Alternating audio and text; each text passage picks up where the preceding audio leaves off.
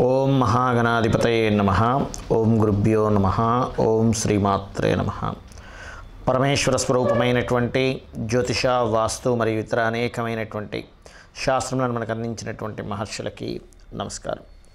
హయగ్రీవ హయగ్రీవ హయగ్రీవేతి యో వదేత్ తస్య నిస్సరసేవాని జహ్నుకన్యా ప్రవాహవత్. అరుణాం కరుణాతరంగితాక్షీం ధృతపాశాంకుశపుష్పబాణచాపాం అనిమాదివిరావృతాం మయూకైః అహమిత్యేవ విభావయే భవానీం. శ్రీమాత్రే నమః.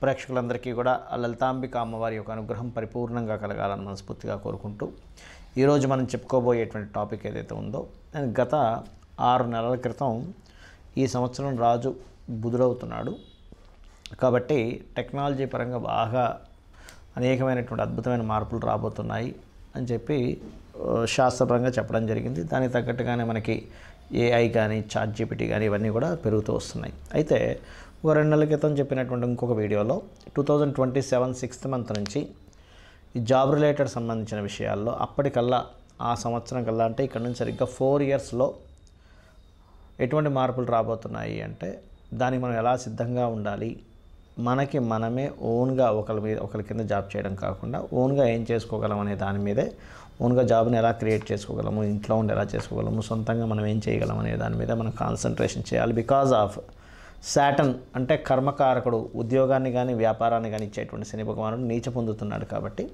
ఈ జాగ్రత్త ఖచ్చితంగా పాటించాలి అని చెప్పి నేను చెప్పడం జరిగింది.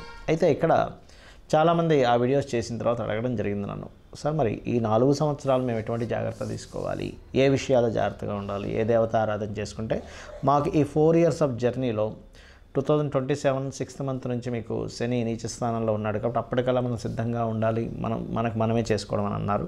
ఈ 4 years ఆఫ్ జర్నీ ఉంది, ఈ జర్నీలో మేము ఎటువంటి జాగ్రత్తలు తీసుకుంటే ఎలా వెళ్తే బాగుంటుందని అడగడం జరిగింది. చాలామంది అడిగారు కాబట్టి చాలామంది అడిగిన దానికి నేను ఒక్కొక్క రాశికి ఎలాంటి నిర్ణయాలు కానీ జాగ్రత్తలు కానీ ఏ వైపు డైరెక్షన్ వెళ్తే బాగుంటుందని చెప్దామని చెప్పి డిసైడ్ అయ్యాను. కాకపోతే నేను చెప్తుంది నేనైనప్పటికీ కూడా చెప్పేస్తుంది సాక్షాత్ లలిత అమ్మవారిగా భావిస్తూ ఒక్కొక్క రాశి గురించి మనం తెలుసుకుందాం. వృశ్చిక రాశి, వృశ్చిక లగ్నం.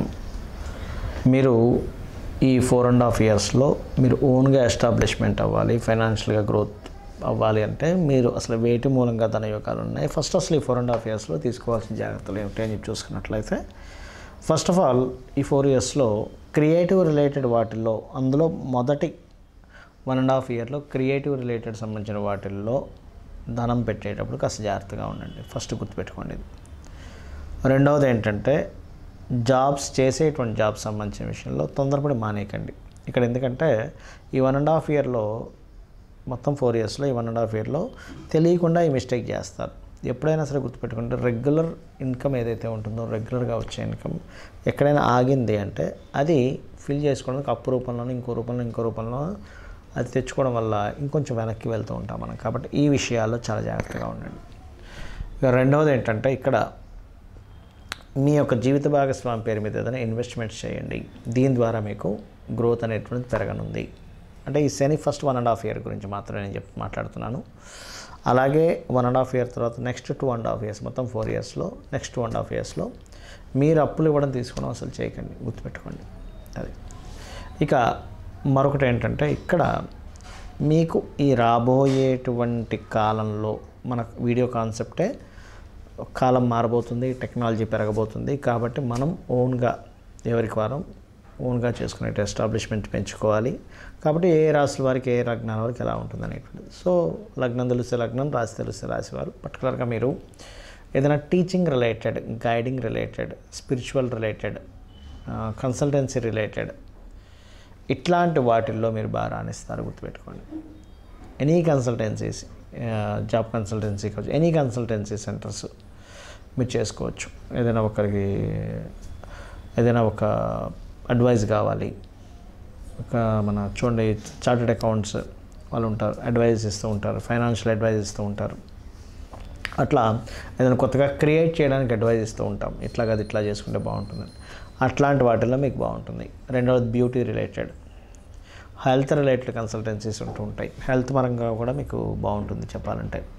అండ్ అదేవిధంగా ఏదైనా చూడండి ఫ్యాటీ రిలేటెడ్ ఐటమ్స్ ఉంటూ ఉంటాయి, ఫ్యాట్ రిలేటెడ్ సంబంధించిన ఐటమ్స్ మూలంగా కూడా మీకు ధనయోగం వస్తుంది. అయితే ఇక్కడ ఏంటంటే ఇదంతా బేసిక్గా ఉండేటువంటి ఇన్ఫర్మేషన్ మీకు చెప్తున్నాను. కానీ మీ పర్సనల్ చార్ట్లో సెకండ్ లార్డ్ ఇంకెవరితో కంజాయిన్ అయ్యాడు కాబట్టి ఉన్నాడు అనే దాన్ని బట్టి మీకు ఇంకా ఆప్షన్స్ పెరుగుతూ ఉంటాయి. యాక్చువల్గా ఆప్షన్స్ పెరగడం ఏదైతే ఇంకా బెస్ట్ అనేటువంటిది తెలుస్తూ ఉంటుంది ఈ రకంగా.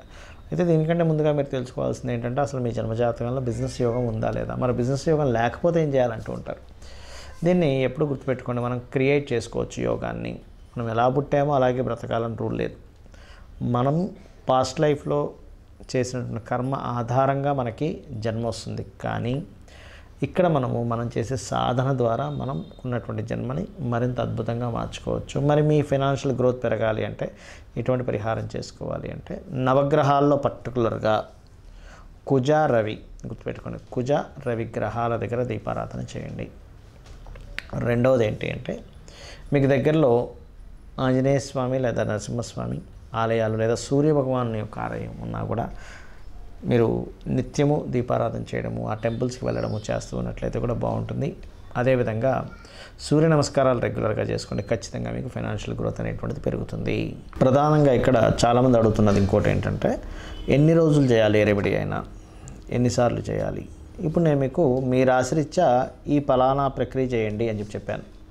అయితే ఇక్కడ చాలామందికి రాశి లగ్నం తెలియని వాళ్ళు కూడా ఉంటారు. వాళ్ళు ఏం చేయాలి అంటే సింపుల్గా ఏమీ లేదు, వాళ్ళందరూ కూడా చేయవలసినటువంటిది శనివారాలు గుర్తుపెట్టుకోండి, సాటర్డేస్, పర్టికులర్గా సాటర్డేస్ లేదా బుధవారాలు లేదా శుక్రవారాలు, బుధ శుక్ర శని ఈ 3 గ్రహాలకి దీపారాధన చేయండి.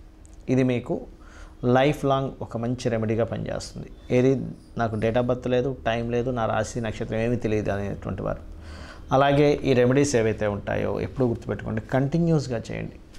ఏదో ఒకరోజు చేశాను, 2 రోజులు మానేశాను, మళ్ళీ 4 రోజులు చేశాను అనుకుంటే మీకు అది ఆ రెమెడీ ఎట్టి పరిస్థితుల్లో పని చేయదు, గుర్తుపెట్టుకోండి. ఇక మూడో విషయం ఏంటంటే ఇక్కడ ఫైనాన్షియల్ గ్రోత్కి లలితా సహస్రనామాల్లో ఓం సంపత్కరీ సమారూఢ సింధుర వ్రజ సేవితాయై నమః అనేటువంటి నామం రెగ్యులర్గా చేయండి. చేస్తూ ఈ 4 years ఆఫ్ పీరియడ్లో ఏమవుతుంటుందంటే మనం చేసే చిన్న మిస్టేక్స్ వల్ల అప్పులు పెరుగుతాయి, మళ్ళీ అక్కడ ఇంకా ఇబ్బంది వస్తుంది. కాబట్టి అప్పులు తీరడానికి ఓం అపర్ణాయే నమః అనే నామస్మరణ చేయండి. ఇక ఈ రెండింటితో పాటు ముఖ్యంగా మీరు నేను ఇందాక చెప్పినట్టుగా నవగ్రహాల చుట్టూ ఏదైతే శుక్ర బుధ శని గ్రహాల దగ్గర దీపారాధన చేయమని చెప్పాను, అది ఎర్లీ మార్నింగ్ చేయొచ్చు, 6:30 to 7 or 8, మొత్తం మీద 11 o'clock లోపల చేయొచ్చు. అదేవిధంగా ఇక్కడ మరొక విషయం ఏంటంటే గోశాల ఉన్నట్లయితే గోశాలకు వెళ్ళి పిడికెడు బెల్లం పెట్టండి. ఇవన్నీ ఏం చేస్తుంటాయంటే మీకు తెలియకుండానే శని యొక్క ప్రభావాన్ని తగ్గిస్తూ ఉంటుంది, అది గుర్తుపెట్టుకోండి. అదేవిధంగా మరొక విషయం ఏంటంటే ఇంట్లో పొరపాటును కూడా మీరు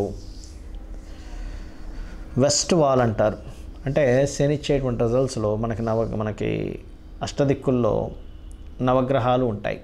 ఎలా అంటే ఈశాన్యానికి గురుకేతువులు, తూర్పుకి సూర్యుడు, ఆగ్నేయానికి శుక్రుడు, దక్షిణానికి కుజుడు, నైరుతికి రాహు, పడమరకి శని, వాయువ్యానికి చంద్రుడు, ఉత్తరానికి బుధుడు అని.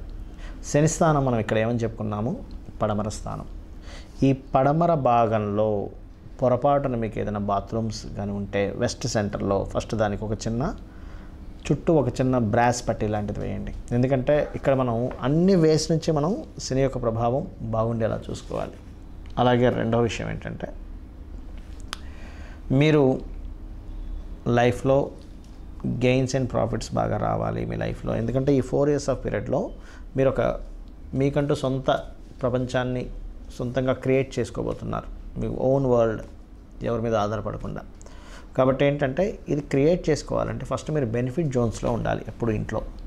అంటే బెనిఫిట్ జోన్స్ మీరు చేసే ఎఫర్ట్స్ కంటిన్యూ అవుతూ మీరు చేసేటువంటి ఎఫర్ట్ ఏదైతే ఉంటుందో అది సక్సెస్ అయ్యే జోన్లో ఉండాలి. అందుకని మీరు ఏం చేస్తారంటే మీ యొక్క గృహంలో నైరుతి బెడ్రూమ్ ఉంటుంది, మీ అందరికీ తెలుసు మాస్టర్ బెడ్రూమ్ అంటూ ఉంటారు. దాంట్లో వెస్ట్ వాల్ ఉంటుంది, వెస్ట్ వాల్ పడమర గోడ. వెస్ట్ వాల్ దగ్గర కూర్చొని మీరు చేసేటువంటి వర్క్స్ ప్రతిదీ కూడా చేయండి. అదేంటంటే డిజైర్స్ పాయింట్ అంటారు. ఆ వెస్ట్ వాల్కి, నైరుతి బెడ్రూమ్లో ఉన్న వెస్ట్ వాల్కి పర్టికులర్గా మీరు ఒక ఎల్లో కలర్ షీట్ మీద మీరు ఈ 4 years ప్రణాళిక ఏమిటి, ఏం చేయబోతున్నారు, because of that is the point of desires point అంటారు. దాని మీద చాలా క్లియర్గా రాయండి. చాలా స్పష్టంగా ఫస్ట్ పేపర్ మీద రఫ్గా రాసుకొని దాని తర్వాత దాన్ని క్లియర్గా రాయండి. రాసి పెట్టుకోండి. మీరు ఇమేజెస్తో సహా పెట్టుకుంటే ఇంకా మంచిది. ఎందుకంటే ఎప్పుడు కూడా మన డిజైర్ ఇమేజెస్ పరంగా కావచ్చు, రాతపూర్వకంగా కావచ్చు, మీకు ఒకవేళ రాయడం రాకపోతే మీ పిల్లల్ని లేకపోతే మీ జీవిత భాగస్వామిలో నేను రాయమని చెప్పండి. అలా ఒక 2x2 కావచ్చు, 3x3 కావచ్చు, ఏదైనా ఒక షీట్ మీద, ఎల్లో కలర్ షీట్ మీద నీట్గా రాసి మీ డిజైర్ పెట్టుకుంటూ మీరు అక్కడ కూర్చొని మీ వర్క్స్ మీరు చేసుకున్నట్లయితే వాస్తుపరంగా డిజైర్ పాయింట్ని యాక్టివేట్ చేస్తున్నారు. గ్రహాల పరంగా గ్రహాలకు సంబంధించి చేసుకుంటూ ఉన్నారు. అమ్మవారి అనుగ్రహం కోసం మంత్రం చేసుకుంటూ ఉన్నారు. ఏదైతే ఇందాక నేను చెప్పానో ఖచ్చితంగా ఇవన్నీ కూడా ఏం చేస్తాయంటే క్లారిటీ, అంటే మీ యొక్క జీవితం ఎటువైపు వెళ్ళాలి ఆ క్లారిటీని ఇస్తుంది. ఈ యొక్క పరిహారాలు మీరు చేసుకుంటూ అమ్మవారి అనుగ్రహాన్ని మీరు పరిపూర్ణంగా పొందాలని మనస్ఫూర్తి కోరుకుంటూ శ్రీమాత్రే నమః.